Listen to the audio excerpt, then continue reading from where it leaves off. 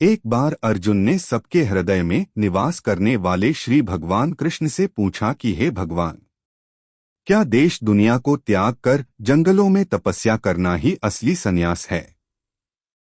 कलयुग में तो जंगल बचेगे ही नहीं। तब मनुष्य कहाँ जप तप करने के लिए जाएगा?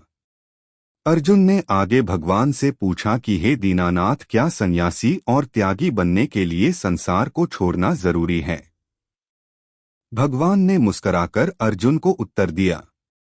भगवान ने कहा कि कलियुग में बहुत से ज्ञानी व विद्वान पुरुष होंगे जो घर छोड़ने को ही संन्यास कहेंगे, तथा कुछ कहेंगे कि संसार के सारे कामों को छोड़कर जंगल में जाकर जप करना ही वैराग, त्याग व संन्यास है। परंतु ऐसा नहीं है। हे अर्जुन, ध्यान से सुनो। संसार में कुछ लोग ऐसे भी होते हैं जो सारे कामों के फल के न लेने को ही त्याग समझते हैं।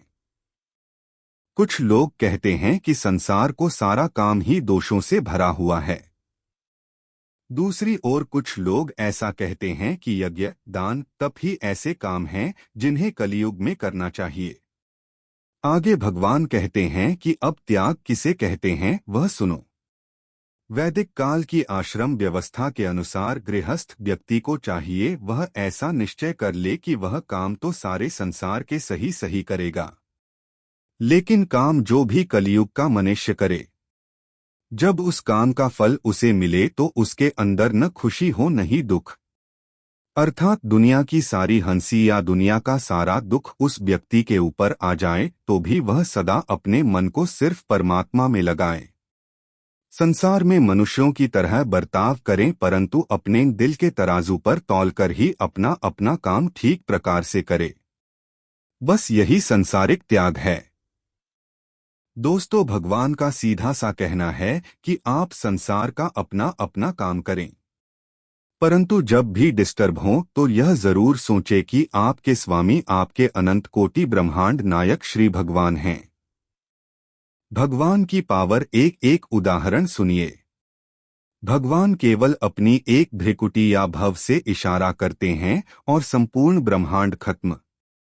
ऐसा पावरफुल भगवान हम सबके हृदय में बैठा है, केवल मानने की देरी है। वैसे भी हम जानते हैं कि सत्संग मनुष्य को सांसारिक समस्याओं से लड़ने में मदद करता है और कुसंग हमें डुबो देता है। जरा सोच के देखो कि यदि आपकी अवस्था 30 वर्ष से अधिक है तो आप अच्छे से जानते होंगे कि इस सारी पृथ्वी के लोग आपस में केवल स्वार्थवश जुड़े हैं।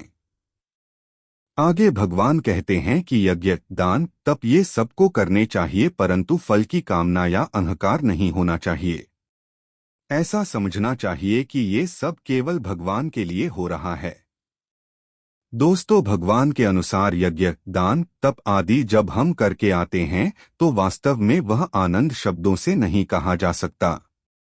संसार का सारा काम शून्य लगता है।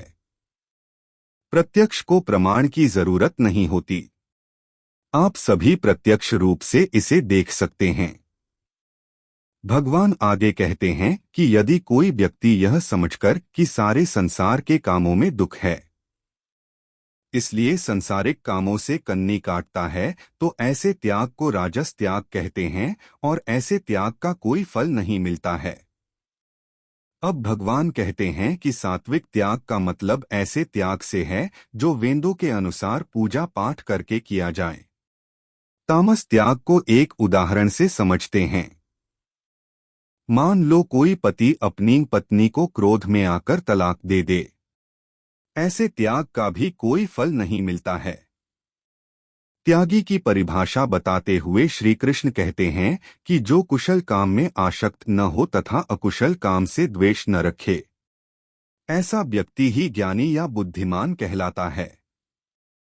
उदाहरण के लिए, आप कहीं पर काम करते हैं, आपका बॉस छुट्टी पर चला जाता है। अब आपको उसके काम का ज्यादा ज्ञान नहीं है। अब आपके बॉस के बॉस को उस दिन का आपको लेखा जोखा देना है। यह काम हमारे लिए अकुशल काम कहलाएगा। भगवान कहते हैं कि ऐसी जिम्मेदारियों से कभी घबराना नहीं है। एक समान रहना है, बिना डरे, बिना रुके, बिना टेंशन लिए। यदि आप किसी काम में कुशल हैं तो उसमें वाह-वाही लूटने की जरूरत नहीं है। उस अवस्था में आपको शांतचित निरंतर भगवान का स्मरण करके काम को आगे बढ़ाना चाहिए। निष्कर्ष के रूप में हम कह सकते हैं कि त्याग का मतलब संसार को छोड़कर जंगल में निवास करने से नहीं है। वास्तविक त्याग संसार में रहकर सारे कामों को करते हुए अपने मन का अर्पण दया सिंधु भगवान राम, कृष्ण आदि अपने अपने ईश्वर के चरणों में रखें। वैसे भी कलयुग में सारे कामों के फलों का त्याग करना संभव नहीं है। इसलिए कलयुग में सबसे ज्यादा आनंद में वही व्यक्ति रहेगा जो अपने मन को हरि के चरणों में रखेगा और संसार के सारे काम मौज मस्ती से करता हुआ जन्म और मृत्यु के जाल से मुक्त हो जाएगा। वीडियो अच्छा लगे तो शेयर व सब्सक्राइब जरूर करें। बोलो सियावर रामचंद्र की जय।